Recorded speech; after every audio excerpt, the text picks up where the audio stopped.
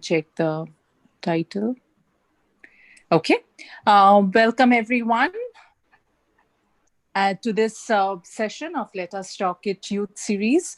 We are extremely happy and we feel honored whoever has joined in.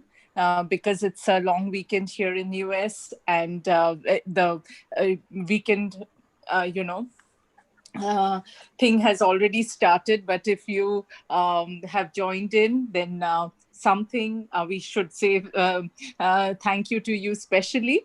And we today's session, as you know, is we thought that this would be perfect timing for to bring up this topic, online schooling, because there benefits, challenges, few other resources, and of course the youth solutions. Because some of the schools have already started online schooling, and some of them will be starting from next week. So with that, we would definitely urge all of you to please put on your comments, feedback, questions.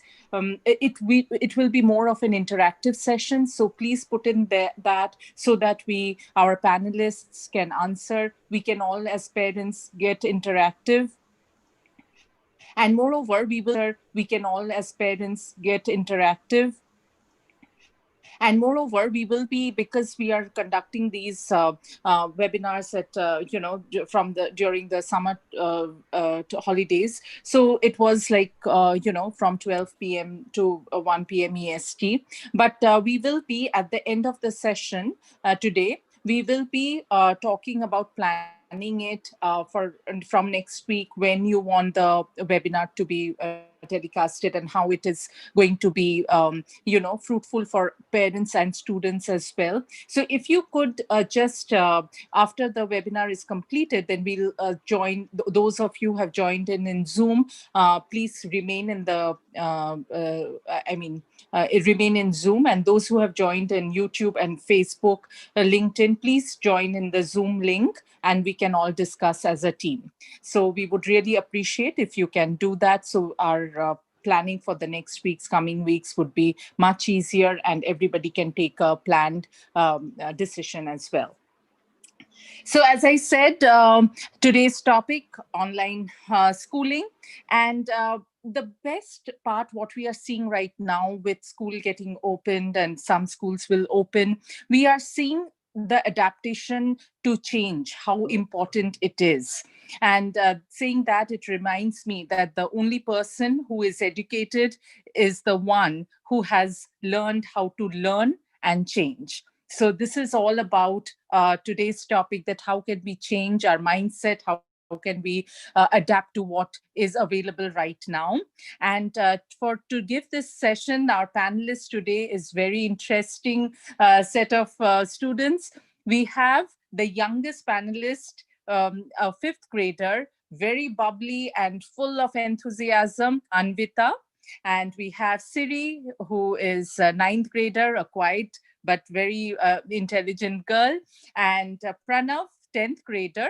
He is also quiet, but he has lots of talents. And then we have our 11th grader as the moderator, uh, a multi-talented Medha. So over to you, Medha, and rock it, all the kids today. Thank you, Auntie. Hi, everyone. Welcome to today's webinar. So as schools reopen, the majority of them online, it can leave us a bit confused on how to handle this new situation and make the most of it. So we hope that by the end of today, you'll know a lot more about the challenges and benefits that come with online learning, as well as how to handle them and make the most of what you can from the experience. So we'll start with introducing ourselves and getting to know your panelists. Then we'll go over challenges, what can go wrong in online learning and how to avoid those. Then we'll talk about the plus points and benefits that come with attending school virtually, followed by advice on succeeding. And at the end, we'll have an interactive session between the panelists and viewers and answer any questions that you have. So please make sure you guys submit your questions either in the YouTube comments or if you're on the Zoom in the Zoom chat. So once again, hello, I'm your moderator for today, Medha. I'm a rising junior at Thomas Jefferson High School. And in my free time, I love writing, sketching, singing, dancing, and spending time outside with my dog. Our next panelist is Siri. Hi, my name is Siri, and I'm a freshman at Lambert High School in Georgia. And some of my hobbies include singing, dancing, knitting, and reading. Thank you, Siri. Next, we have Pranav. Hi, everybody. My name is Pranav, and I'm a rising sophomore at Lambert High School in Georgia. Some of my hobbies include playing basketball, singing, and reading. And I also like traveling also. Thank you, Pranav. And as Auntie said, our youngest panelist ever, Anvita. Hi everyone, my name is Anita Tangella. I'm a fifth grader in Flores Elementary School from Herndon, Virginia. Some of my hobbies include reading, writing, and swimming. Thank you, Anvita. So our first topic for today is covering the challenges that come with distance learning. This is a new time for all of us, and it's comforting to know that you're not the only one who's going through this for the first time. So to talk about obstacles in online learning and how to overcome them, we first have Anvita going over technology issues and workspace. Hello everybody, I'm going to be talking about technology issues. In school, we had many technology issues when school first went online. Since online schooling is like lots of went online, like lots of bandwidth, which caused slow internet for many of my classmates because their siblings were also online. And that made their video and audio very glitchy and blurry, and they couldn't understand the teacher. They had to keep getting in and out of the meeting online, which made it hard for them to do their work out of school. Online learning is harder for little children because every time some glitches happen, they need their parents to come sit with them throughout their classes, and it is harder for the parents. Since online schooling is new, it is also harder for people without tech-savvy backgrounds, like some parents or teachers, to work with the online because sometimes they need help, so it is harder for them to get adjusted to online schooling. But this year, there's more training for parents and teachers who need help with online learning, and people are also finding ways to stop bandwidth from happening. And our county and other schools are finding ways to help fix the issues so there will be no more glitches. And an example I can give is our county is making a website that gives you instructions of how to troubleshoot any problems that you get while online learning, like blurry video or audio problems. Thank you. Those are some great points, Anvita. Actually, my school also faced similar issues in the beginning of the pandemic when online learning had just begun. But like you said, by the time school opens again this fall, most issues should be resolved and it'll be a much smoother transition. Next, we have Siri, who will be talking about minimizing distractions and self-learning. Yeah, distractions are a major challenge for many students. While in school, there's restrictions for using your phone, browsing the internet, and talking to your friends. But in online learning, you have the full reign. This can create a lot of problems. It's difficult to stay focused when there's distractions coming from nearly everywhere. At home, being around your parents and siblings can also cause interruptions. Another challenge students face is self-learning. In online schooling, in online learning, a lot of students from their teachers, they only get like maybe videos or something like that. The teachers don't actually teach them. So a lot of the students have to self-learn by finding their own resources, their own tutorials, and writing their own notes. And this can be a big challenge. Thank you, Siri. You mentioned some really good points. When you're online, you do have much more freedom and can get distracted a lot easier. So it helps to understand that you need to pay attention if you want to understand what's being taught in the class. And keeping social media on mute or putting devices away from you, maybe in a different room or just somewhere else in your room, will definitely help. Later, Siri will also be going over some resources that students and parents can use to help in self-learning. Another challenge that comes with online learning is health. Sitting in one place for too long is very detrimental. So it's important that whenever you can, you stand up and walk around a bit and rest your eyes by maybe looking into the distance every 20 minutes or so, or closing your eyes once in a while whenever they feel too strained. Also, maintain a comfortable posture so that you don't harm your back by sitting the wrong way. Next, we'll be talking about the benefits of online learning. As they say, there's always a silver lining, and similarly, there's quite a few plus points to online learning. The first one is easy access to teachers. With the digital age came emails and online conferences, which make accessing your teachers online much easier. If you need help understanding a concept or solving a problem, your teacher is just one email away. And with that comes another important point, which I have a lot of experience with. Don't be afraid to reach out. People I know, maybe myself sometimes too, if they're quieter by nature, they don't take the extra step and email their teacher, even if they really need the help. And by doing this, the person who doesn't reach out ends up suffering because they won't ever understand their concept or have their question answered. And in the long run, that impacts their learning. So remember that especially during online learning, when you don't have the opportunity to meet your teacher in person and get it clarified with them face to face, never step back from sending out an email or having a doubt cleared, because it's only going to help your learning in the long run.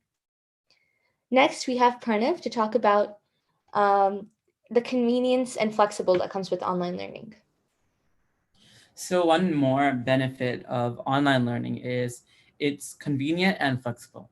So online learning is also convenient for parents as they no longer have to drive their kids to and from school and extracurriculars. So students have the freedom to complete their work whenever they want and however they want. They're not on a fixed schedule and there's no teacher looking over your shoulder. I always choose the most convenient way of studying, which helps me finish assignments in the courses I'm currently doing. And then I have some free time to add exercise to my schedule. And I feel that it's more beneficial for my parents because they're always worried when I'm in school and in online learning, it's like different and your parents are around you and they don't need to like drive especially in this situation. So yeah, that's one more benefit. Yeah, thank you, Pranav. As you said, this is new for everyone, including parents. But something that reduces stress tremendously in parents is that commute time is less. My brother's school just reopened already, and I observed that my mom and dad are actually much less stressed than they would be in a normal school year because they don't need to drive as much when school was in person. So I think that's a huge benefit for parents. So good job. You had really good points. And finally, we have Siri to talk about self-learning and self-discipline. Yeah, the flexibility that we talked about earlier can be a disadvantage for some students, but it can teach you some important self-learning skills and self-discipline that can help you in the long term. Procrastination is without doubt one of the biggest struggles students face in their academic career. But this struggle can be made better, and online students face in their academic career. But this struggle can be made better, and online learning gives students practice, making schedules for when you have to complete things, taking your learning into your own hands, and being responsible are hugely advantageous for students that will soon go into college and eventually adult life.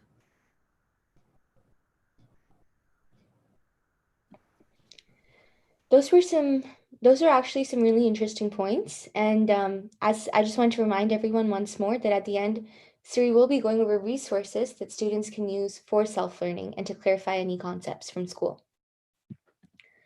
So our last topic of discussion for today is advice on how to make the most of online learning. First, something very important to keep in mind is finding a good location to attend your classes and do your homework in your house. And to talk about that, we have Pranav.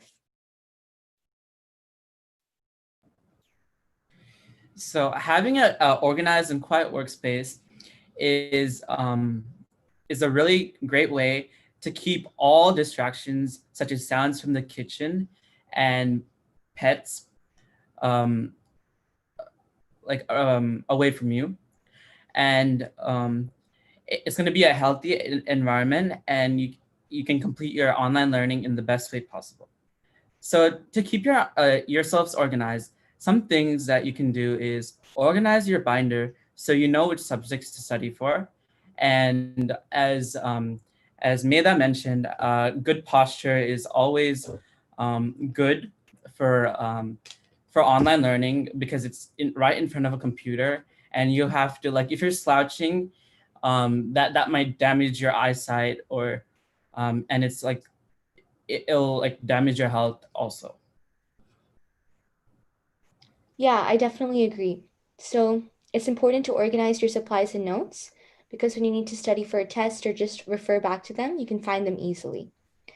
And also, even if you live in a smaller apartment or a larger house, you should be able to find just one quiet space to attend your classes and do your homework without distractions. The next point I will go over is to imitate your day at school in person. So by doing this, if you imitate your day at school when online learning didn't happen, that actually minimizes the difference and makes you feel as if you're really attending school, or at least, tricks your brain to thinking that. So you should dress like how you would for school in real life.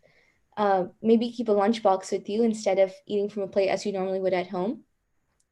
And move around your room as your classes change.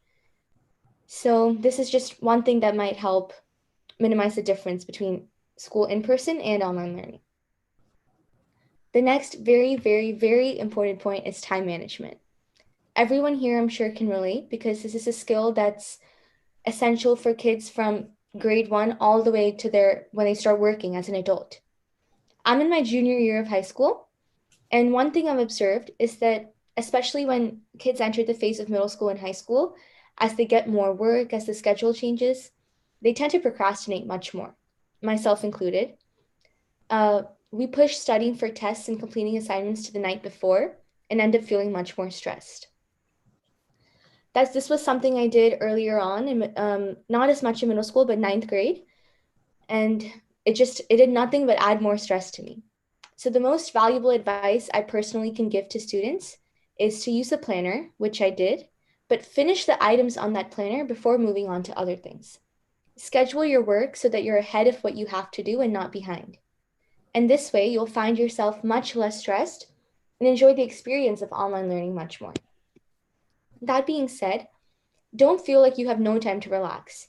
It's not a race to check off as many items on your planner as you can, because if you manage your time wisely, you'll have plenty of time for studying and for pursuing hobbies. Next, we have Siri talking about avoiding multitasking and social media while attending classes. Yeah. Avoiding multitasking and social media is really important. It can be tempting to text your friends while doing homework or listen to music while taking notes, but you have to treat online school just like in-person learning, and you still have to be learning and taking tests and not cheating, that type of thing. And it can be another piece of advice would be to keep all like social media and say like apps like Instagram or Twitter or something like that away, like in folders or something, and just keep your phone away while doing your work so you don't get distracted by social media. Yeah, thank you, Siri. You had some really important points. Next, we have Anita talking about the importance of asking for help and being positive. Ask for help. You're supposed to ask for help because now your teachers are easier to access to. They're just an email away. Because it is online, because it is online, you can ask them any doubts and they'll answer. You can even set up a video call on your video chat platform with them. You're supposed to be positive during this time because everyone has challenges with online learning and staying at home during work. Like in 5th grade, I felt that I really wanted to go back to school because at home I didn't really want to do it and at online learning. So, but you can overcome those challenges by being positive because if you're positive, anything you can overcome anything. There are lots of challenges during online learning, like glitches that I said before. And because it is hard on both teachers and students, because teachers are new to this too, and students are also really bored without their teachers. Thank you. Thank you, Anita. I completely agree. Especially being positive, because not only in online learning, but in any situation in life, it's very, very important to be positive and have a very happy outlook on things. What's something I very strongly believe in is what you think in your mind is what will manifest in real life. So if, as we enter the school year, if you believe that online learning, the entire scenario right now, will be a positive experience and that there's something to gain from it, then that's what will happen. So before we move on, a couple more tips. If you need any help with technology, there's lots of technology offices whose numbers you can find online. If you contact them, they'll be more than happy to help you fix any issues. Also, I find that sitting and working in one place can get tiring after a while. So you can make your workspace much more colorful and attractive by putting some flowers on your desk or adding an air fragrance, a candle or something in your room, because these are just small things that'll help you stay focused and enjoy being in that environment for long periods of time. Finally, as I mentioned earlier, we have a couple of resources for students and parents as the school year begins online. And to cover this, we have Siri. Yeah, these are some resources that we thought would help a lot of people. So the first two links are some free books, PDFs, and textbooks. So if you have any like classics that you're reading in school or maybe some old textbooks, you might be able to find them on there. And the next two links are for online courses, and most of them are free, I think. And personally, like some of the language courses for like Spanish help me. And the next few links are for study guides and help. Khan Academy can be very useful if you want to like learn some math concepts or take some quizzes. And then Wolfram Alpha is a good site to like search up academic information.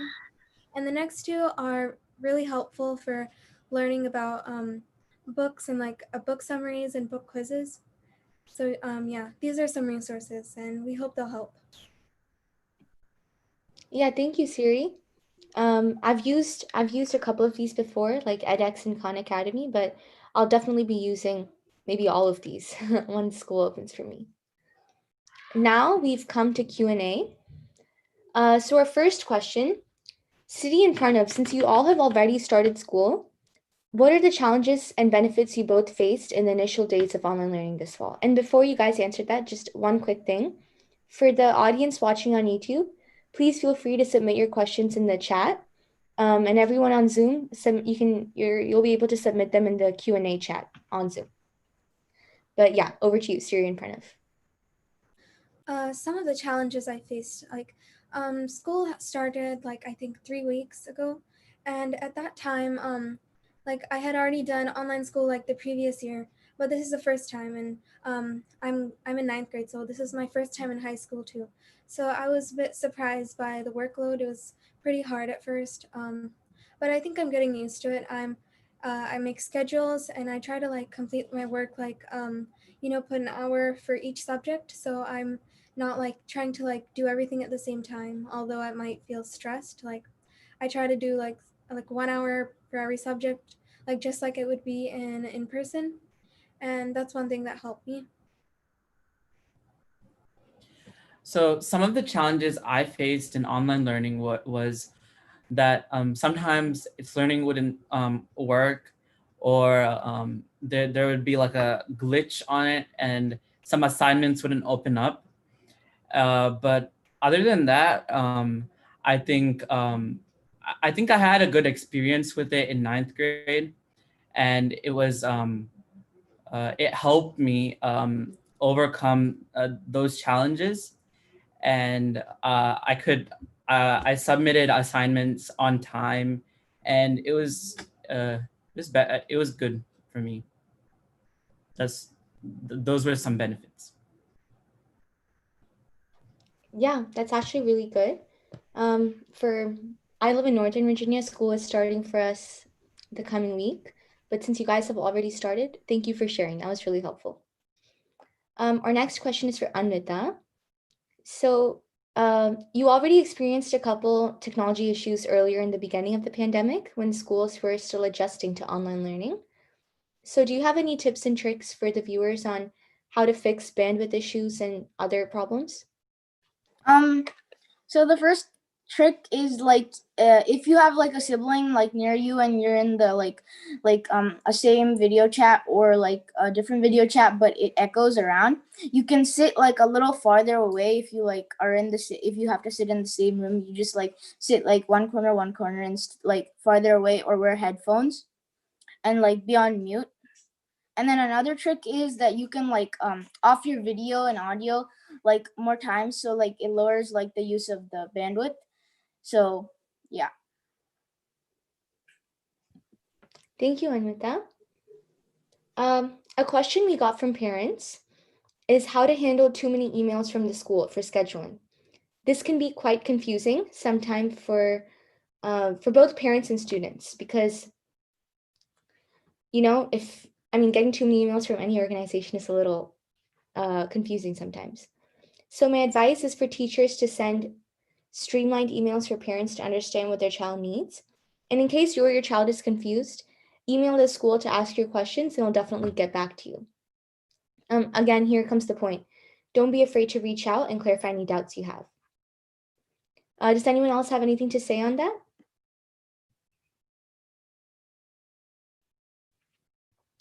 If not, we can move on to the next question.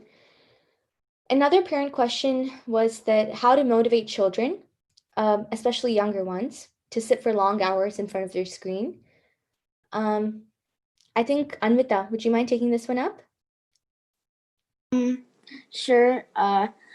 What my parents do for me is like I take small like breaks in the middle, like small eye breaks, and like instead of like sitting like for like 7 hours or 4 hours a day, I like in the middle of an hour, like between classes, like math and like science, I like walk around a little bit in my room in like the space I have. So I walk around a little bit, and parents can motivate children by like they can say that like they like it's hard for all children, like little children and elementary schoolers and other older grades, because like it's new to them and it's different, but they can overcome it. Like they can stay positive, like I said in the other slide, and they can walk around, take eye breaks, they can look into the distance to like it will like help their health and like stuff like that. Yeah, that actually makes a lot of sense. And I asked you because you're the youngest one. So I thought you would have some really good tips for younger kids on how to handle this. Siri and Pranav, do you guys have any points to add on maybe for high schoolers, how to, stay focused for long periods of time and sit in one place? I think even like older kids have to also like deal with like, because sitting for long hours can be tough. But I would say have like since the weather is pretty, hot outside, I would say take like, breaks, like go outside, look around for a bit, and maybe even like, sit outside for some time, or like those types of things can help you like, take your eyes off the screen for some time. And, when you get back to your work, you'll be like more motivated. Yeah, that actually makes a lot of sense too. A question that's commonly asked is, are there group projects within online classes? And if so, how do group projects work? Before I share my inputs, does anyone have anything to say? Siri, Pranav, or Anvita? So for online, we aren't having that many group projects, but we're having a lot of like discussion type works where you like discuss with other people. But we aren't having that many group projects, so. Yeah, definitely. And I think even if they do give us even if teachers do assign us a couple group projects, something we can do as students is most likely it's going to be digitally, obviously, since it's online, but most likely it's going to be either a PowerPoint or a Google Slides that we'll be sharing, and we'll be working online together. So you can always set up Zoom calls with your group mates to discuss the assignment and share the document you all are working on so that it's interactive even though it's online.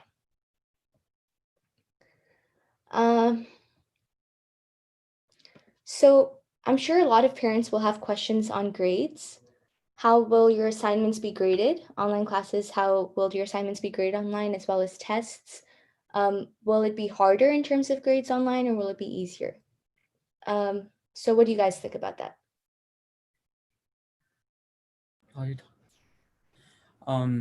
So for grades, I think for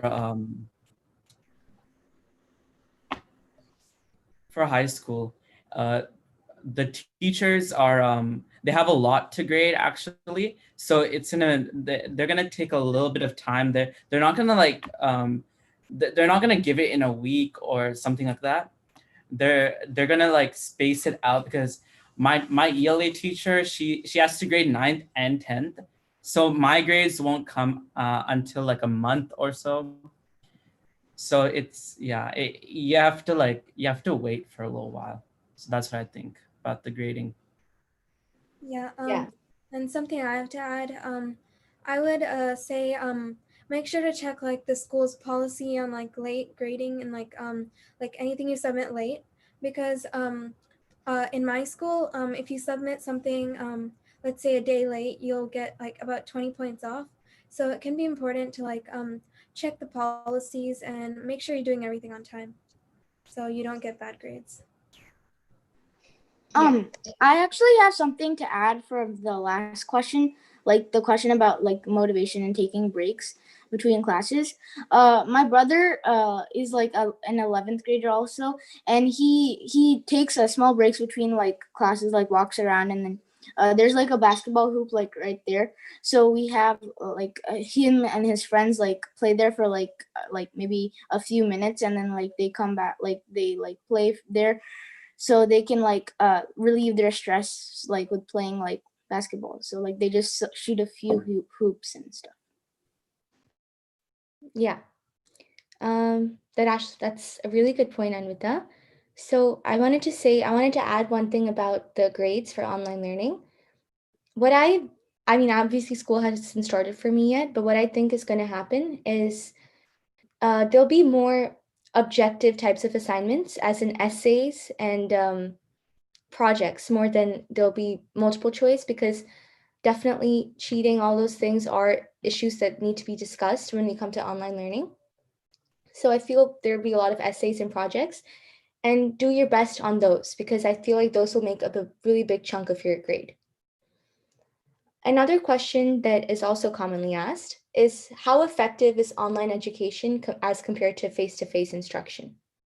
Do any of you want to say something on that?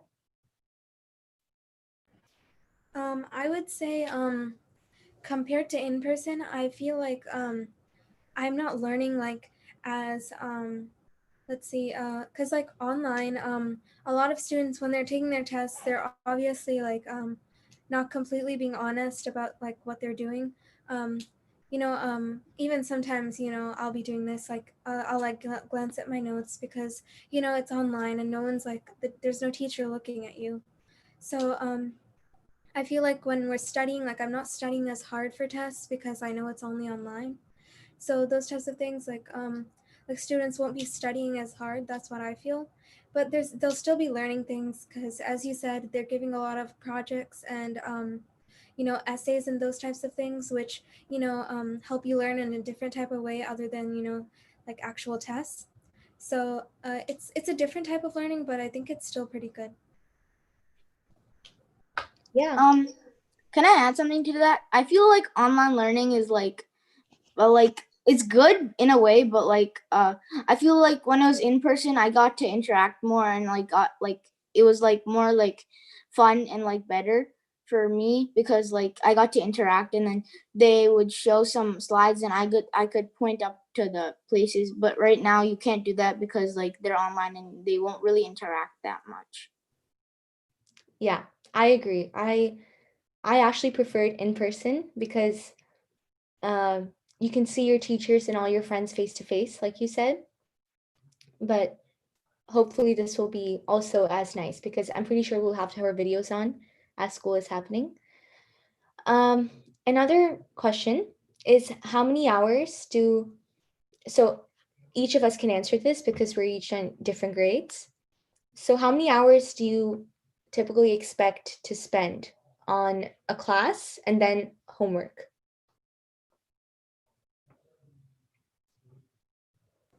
Anita, you want to start? I'll let them go first.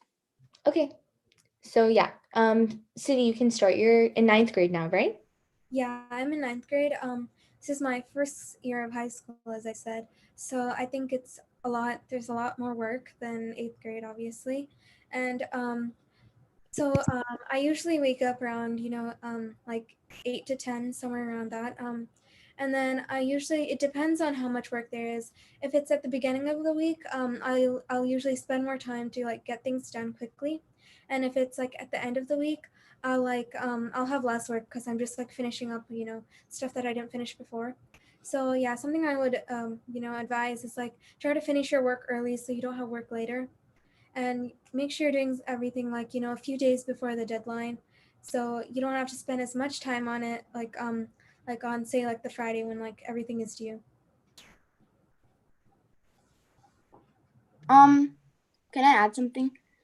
Yeah. I'm in 5th grade, but like they split our classes up. So like one teacher teaches 2 subjects and the other teacher teaches 2 subjects.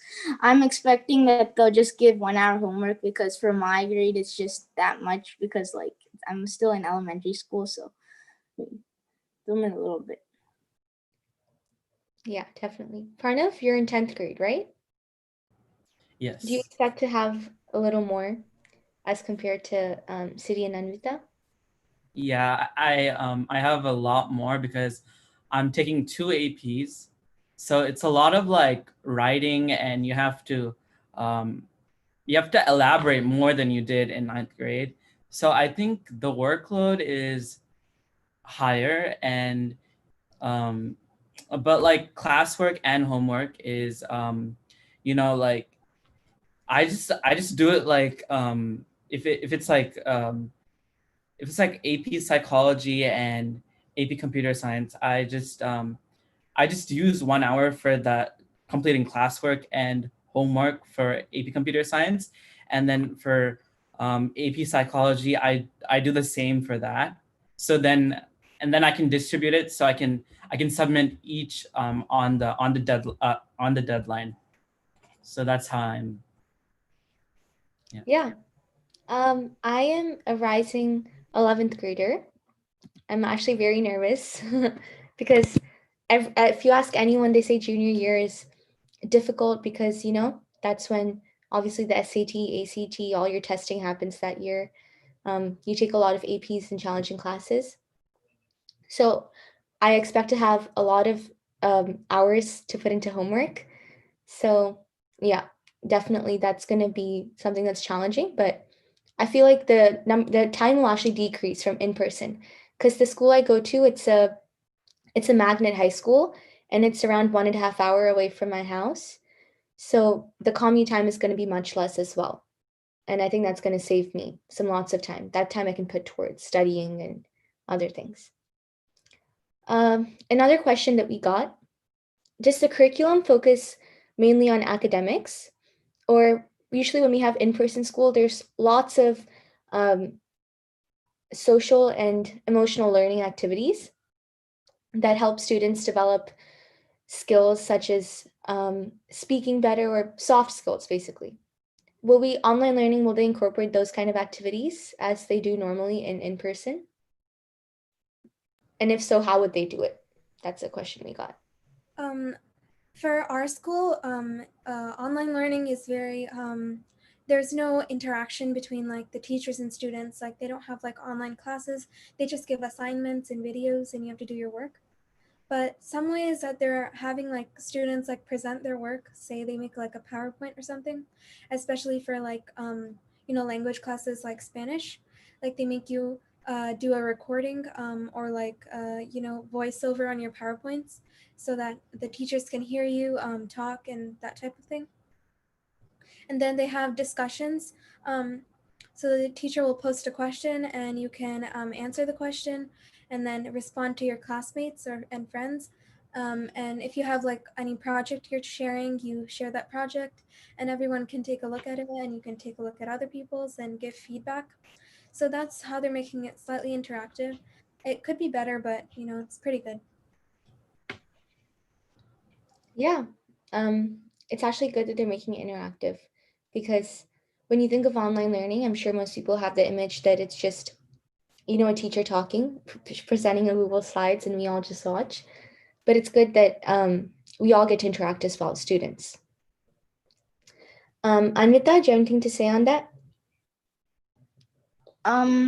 Like for our school, we don't really have that much like public speaking or something. We just have like small counseling on feelings and emotional stuff. So I mean, like, I don't know about that, but like we just have like the counseling, like elementary counseling, like emotional, like teaching you about speaking and like feelings and stuff like that. So like I don't know what's gonna go like with that, but like I think they're just gonna do it with the normal schedule that we have. Yeah, actually, something I wanted to add is back when we had in-person school, we used to have something called the Positivity Project, and basically projects like that where they stress the importance of working together, kindness, all those things we need to keep in mind. I feel and counselors were a huge part of those, giving us speeches and talking to us and conducting activities to get us to understand those concepts. I feel not as often as they would in person, but I feel online they will have meetings with counselors maybe once in a while, just so the counselor can check in on you to make sure how you're doing. And it's much more common in high school than elementary school, because high schoolers tend to be much more stressed. But yeah, they'll probably definitely have meetings with counselors. I can relate. I had the Positivity Project also at school. So I mean, we used to have like these big like rallies in like school. So like where the counselor used to like speak a lot and then ask us about like how we're doing and stuff, like before the pandemic. One very important question actually is, how would you create a study schedule? So how would you plan out your day? Because when it comes to online learning, we mentioned this in our presentation as well, but it's a lot self-paced. You have to do a lot of self-studying, and you have to be very responsible to attend classes on time and to note down everything you have to do. So how would you create a study schedule, and how would you stick to it? In elementary school and high school, what would be the differences? So I would say like a lot of schedules don't work for some people and they work for other people. So I would say try out like every type, until you find something that works for you. So like I used to try to like plan like very detailed, like finish my work, something for 30 minutes, take a 5-minute break, and then plan it by like the minute even. But this didn't really help me because sometimes work takes longer than you think it would. So I would say put a deadline, like by 3 you have to finish these things, and don't make it so rigid, because that's what helped me. But some things work for some people, and you just have to try it out until something works for you. Yeah, definitely, I agree. Anyone else have anything to say on that? I mean, like elementary schoolers don't like if you're in like older like maybe 6th grade in elementary school or something, then like you need to have a schedule because you're like a little older. But like 5th grade, we have a schedule. It's just a little smaller, like because we're younger. So Yeah. For me, I'm actually someone who has I'm like a little bit picky on like keeping a planner and everything. I kind of get paranoid if I don't write everything down. So I definitely, especially for when I'm going to have a lot more challenging classes the coming year, I'll have to write everything down in a planner, or even just a little notebook, and just say, put the date underneath, list all the assignments I have to do for today, get them done, and then move on, as we mentioned. So just make sure, and one important thing I need to mention is that no matter how much you write it down, if you don't have the dedication to go ahead and finish all those things, it never helps. That's sometimes what I do when I'm really tired. I have stuff written down, but I don't go and finish it. So it's important to stick to whatever you're writing down, stick to whatever you need to do, and then enjoy, relax, do whatever you need to do. Does anyone else have any other important points they would like to go over and explain to the viewers?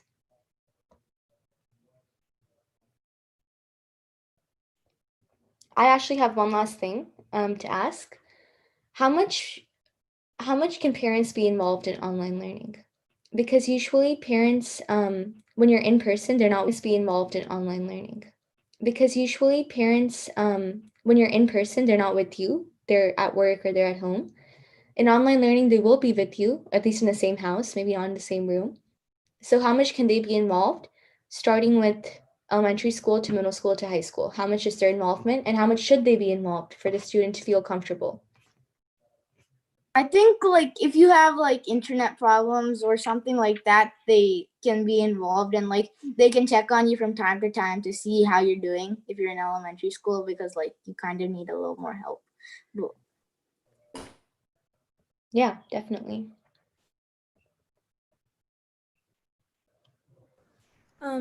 I would say for high school, I don't think there's a lot of things parents could help on. Maybe like as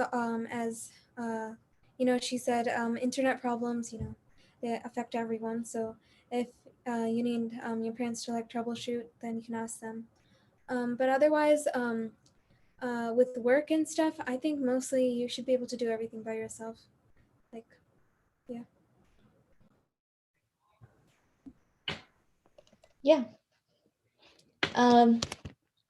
What about for the? Can we answer this question in the parents' point of view? As in, what if they want to get more involved? What if they want to, because online learning, they want to sit by their kids, see their classes, and do everything. How would you give advice to those parents? I would say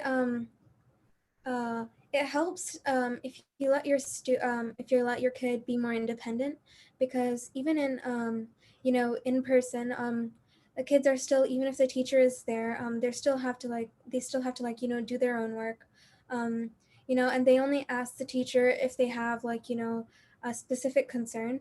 So I think that's how it should be for online too.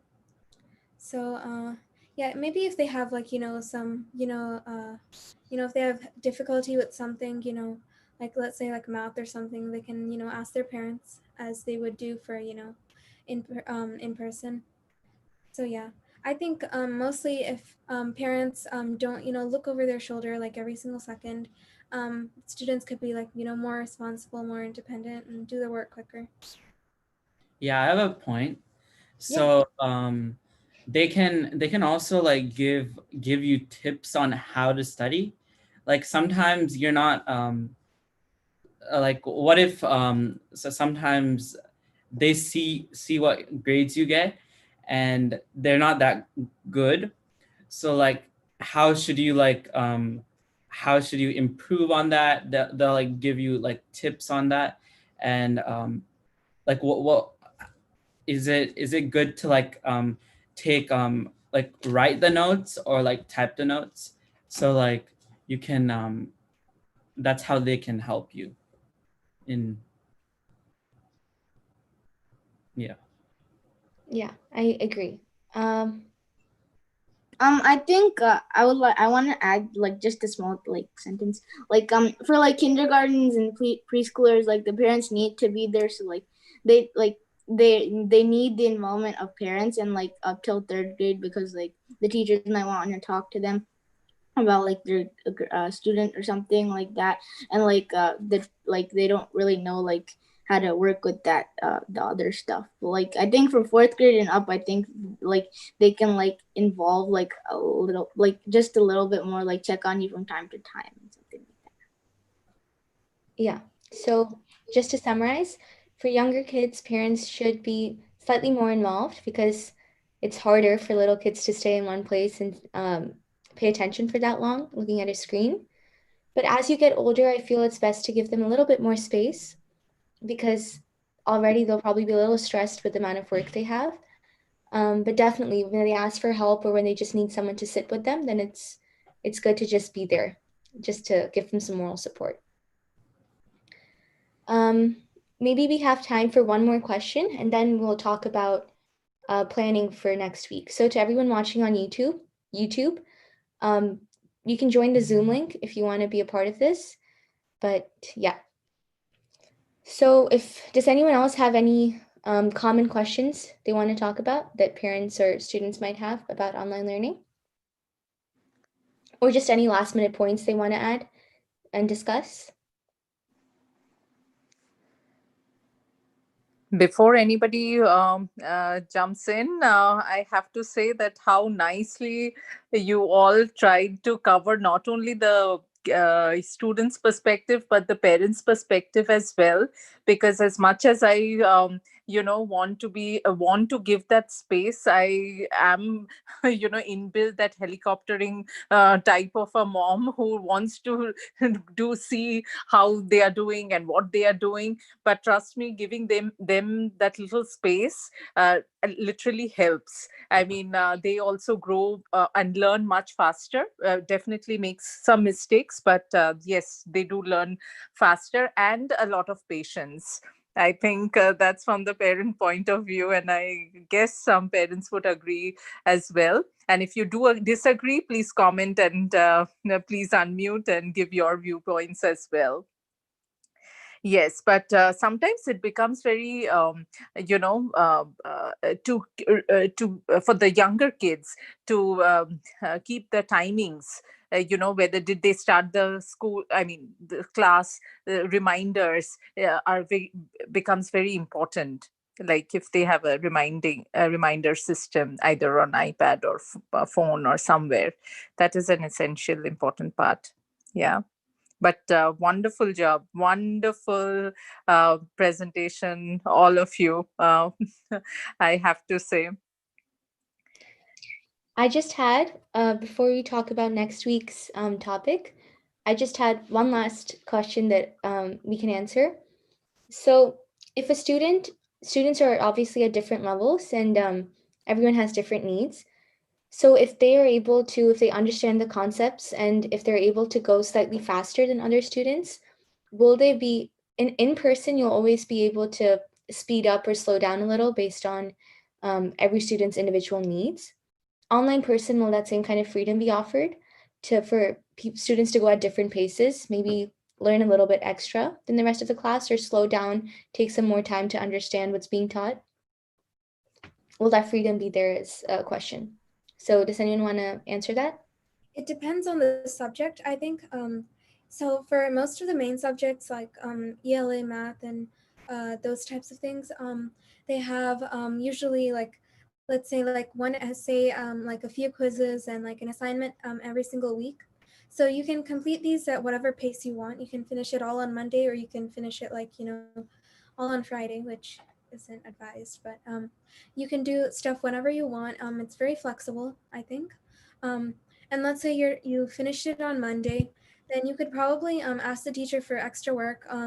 And we have specific sites, like I think some people use iExcel, although we don't, that they can, go ahead on whatever assignments they're doing, do extra stuff, you know, and for some subjects such as like Spanish, they have this thing where you can literally complete like the entire course like whenever you want.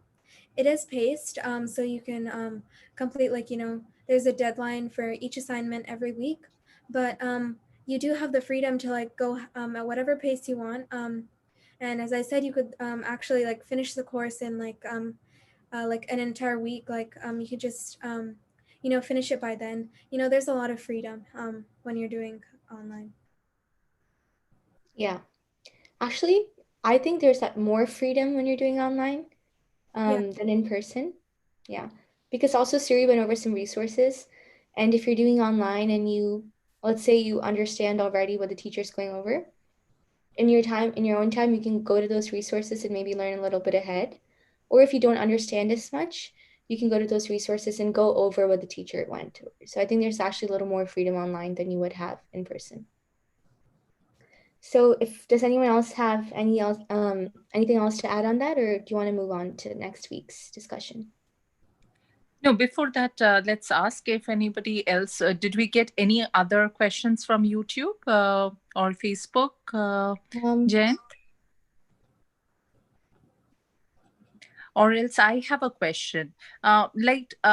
Usually when before you missed any deadline, I mean, question to all of you, you missed a deadline or you, did not submit something on time or did not finish your homework, to be precise, then some schools, they do that, okay, you can't be going out on during the recess, or you miss something interesting. So how you do that an online schooling?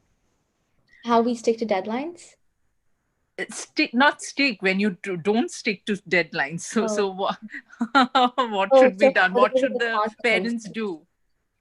Asking from you students, yeah. I think each of us should answer that because we Yeah, have of course. 1st grade to 11th grade, so the consequences will be different. Let's start youngest, Anita. What do you think the consequences should be?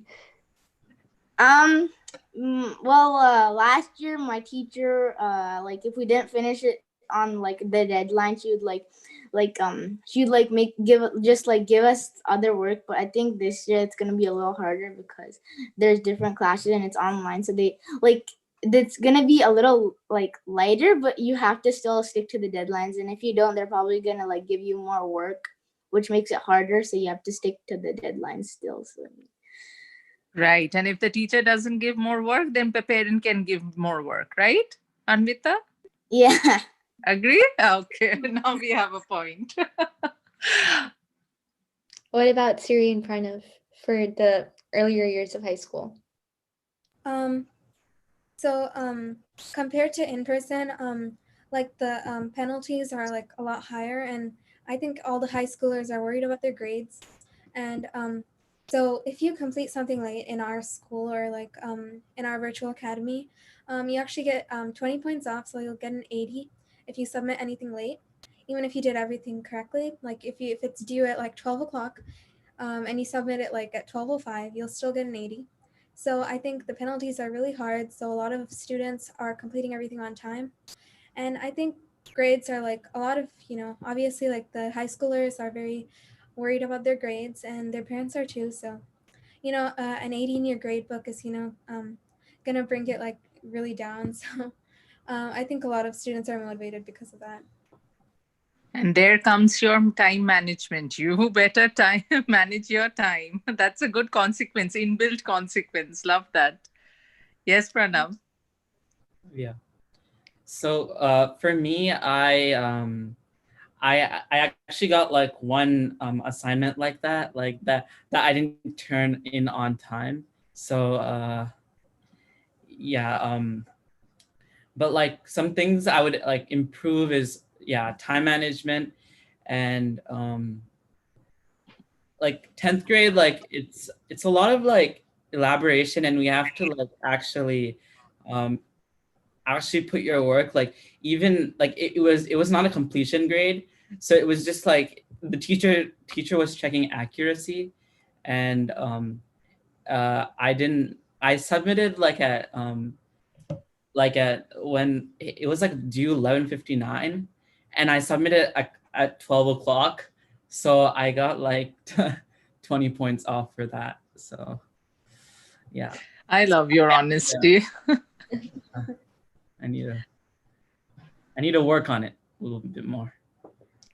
Yeah, I think for me, the biggest consequence is grades.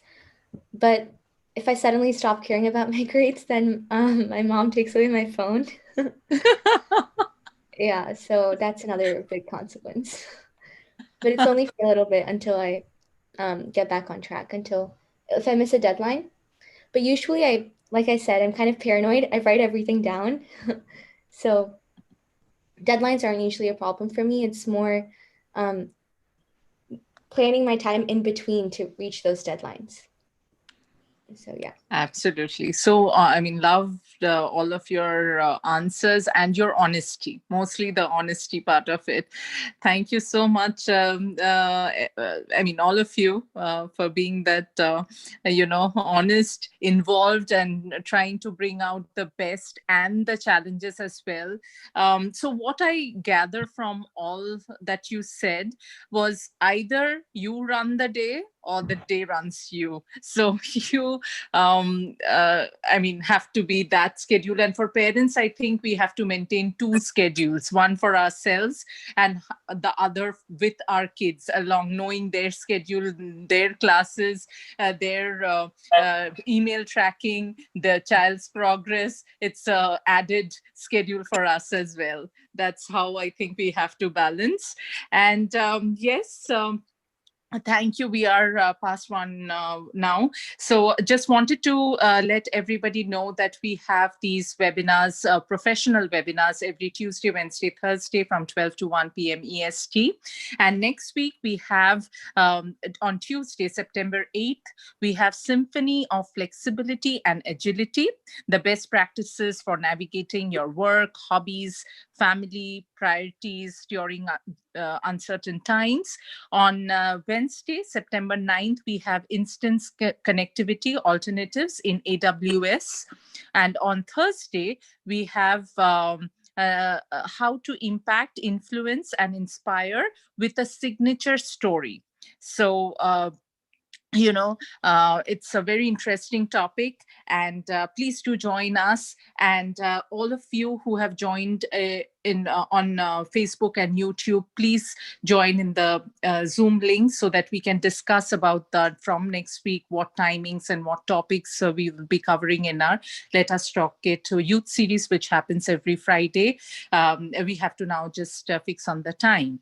And yes, if you want to be a speaker or or you want your kid to be a speaker like our panelists here. So please, and as when they were discussing, they talked about soft skills. So if you really, genuinely, if you want your kid to speak out, to communicate better, I think this is a great platform. So you can ask your child to join in our training sessions, prep sessions, which we do Tuesdays and Wednesdays. And you can email us at webinar@letustalkit.com. And for professional webinars, which happens Tuesday, Wednesday, Thursday, if you want to present or attend, please do email us at webinar@letustalkit.com. So with that, I think we can move on to our, okay, here we have two comments. Great and very useful webinar for parents as well. And kudos to all the kids involved. And thank you very much for putting this together. Thank you. Thank you so much. Planning for next week starts now. Kindly stay in Zoom. Yes. So yeah, for all the parents and students, if you can please join. In the Zoom link, it would be really helpful that we can have a conversation right away. And yes, we would love to continue this, but your inputs, feedback, comments, involvement will be really, really appreciated. And thank you all who have joined in on Facebook and YouTube. So, and LinkedIn as well. So please, if you can join us on Zoom right now, we can have the planning session continue. And thank you so much, Siri, Pranav, Anvita for the first time, Medha for moderating it so nicely. Thank you so very much. You did a wonderful job. No flattery, but outrightly a wonderful job, all of you. Yeah, it was an excellent session, actually. I was listening to it from the beginning, and I could really gather, some very good inputs. It was done very well. So all of you, so Medha, Anvita, Siri, and Pranav. Yeah, definitely. We'll talk briefly about probably about the planning for future weeks because of the change of our schedules after summer. So Julian, I think. You can definitely, see if, I was just checking probably 5 p.m. may work. May work. That's what I'm thinking. So maybe you can propose that one and see if anybody has any other inputs. For example, the prep sessions, would happen Tuesdays and Wednesdays, 5 p.m. Eastern time. That's for the prep sessions, and the actual webinar session, Friday, 5 p.m. Eastern time. Yeah.